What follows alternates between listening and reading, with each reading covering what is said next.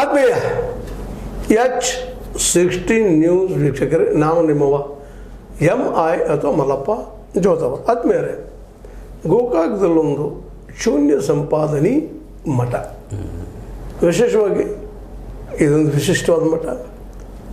ಜೊತೆಗೆ ಸಾಕಷ್ಟು ಬಸವಣ್ಣವರ ವಚನ ನೆಲೆಗಟ್ಟಿನಲ್ಲೇ ಅಥವಾ ಬಸವಣ್ಣವರ ತತ್ವ ಸಿದ್ಧಾಂತಗಳ ನೆಲೆಗಟ್ಟಿನಲ್ಲೇ ಈ ವಚನ ಸಾರ ಅನ್ರಿ ಅಥವಾ ವಚನಗಳನ್ನು ಅನ್ರಿ ಹಬ್ಬಿಸುವಂಥದ್ದು, ಬಿಂಬಿಸುವಂಥದ್ದು, ಜೊತೆಗೆ ಬಸವ ತತ್ವಗಳನ್ನು ಹರಡಿಸುವಂಥದ್ದು ಕೆಲಸವನ್ನು ಮಾಡ್ತಾ ಬಂದಿದೆ. ಆ ದಿಸೆಯಲ್ಲೇ ಶಿವಾನುಭವ ಗೋಷ್ಠಿಯನ್ನು ಪ್ರತಿ ಮಾಸಿಕ, ಪ್ರತಿ ತಿಂಗಳು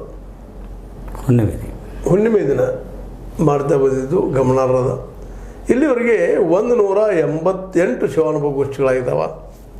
ಶಿವಾನುಭವ ಈ ನೆಲೆಗಟ್ಟಿನಲ್ಲೇ ಮೊನ್ನೆ ಆದಂಥ ಕಾರ್ಯಕ್ರಮದಲ್ಲೇ ಒಂದಿಷ್ಟು ಕೆಲಸಗಳು ಏನೇನೋ ಆಗಿದ್ದಾವ, ಏನಿಲ್ಲ, ಸಮಾಜಮುಖಿ ಎಷ್ಟಿದ್ದಾವೆ, ವಚನಗಳ ಬಗ್ಗೆ ಏನೇನು ಹೇಳ್ತಾರೆ, ಏನಿಲ್ಲ, ಇನ್ನಷ್ಟು ಸವಿಸ್ತಾರವಾಗಿ ಇವತ್ತೊಂದಿಷ್ಟು ಚರ್ಚೆ ಮಾಡಬೇಕನ್ನಿಸ್ತು.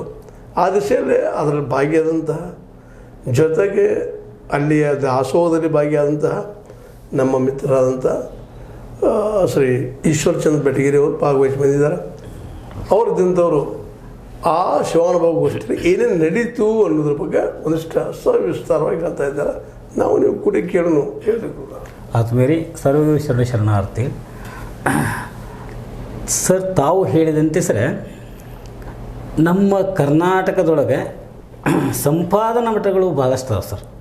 ಎಲ್ಲೆಲ್ಲೆಲ್ಲೆಲ್ಲೆಲ್ಲೆಲ್ಲ ಏನಿರುತ್ತೆ ಸರ್, ಶರಣರು ತಮ್ಮ ಶರಣ ವಚನದ ಗಂಟೆಗಳನ್ನು ಅಲ್ಲಲ್ಲಲ್ಲೇ ಮಠಗಳೊಳಗೆ, ಮಂದಿರದೊಳಗೆ ರೀ, ಜಾಲಿ ಕಂಟಿಯೊಳಗೆ, ಹಾಂ ಸರ್, ಒಟ್ಟು ಎಲ್ಲಿ ಸುರಕ್ಷಿತ ಐತೆ ಅದ್ರ ಜಾಗದಾಗ ಇಟ್ಟು ಪಾಪ ರೀ ಅವ್ರು ಉಳಿವಿಗೆ ಪ್ರಯಾಣ ಮಾಡಿ ಹೋಗ್ಯಾರ ಸರ್.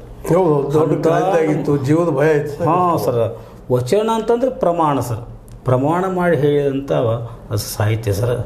ಪ್ರಮಾಣ ಮಾಡಿ ಪ್ರಮಾಣೀಕರಿಸಿ ಸತ್ಯವನ್ನು ಹೇಳುವಂಥ ಪ್ರಯತ್ನ ಮಾಡಿದಂಥ ಇದೆ ಸರ್. ನಮ್ಮ ಕನ್ನಡ ಸಾರಸ್ವತ ಲೋಕಕ್ಕೆ ರೀ ಈ ಶರಣರು ಕೊಟ್ಟಂಥ ಒಂದು ಅಮೂಲ್ಯವಾದಂಥ ಒಂದು ಕೊಡುಗೆ ಅಂದರೆ ಸರ್ ಇದು ಶರಣ ವಚನ ಸಾಹಿತ್ಯ ಸರ್. ಇಂಥ ವಚನ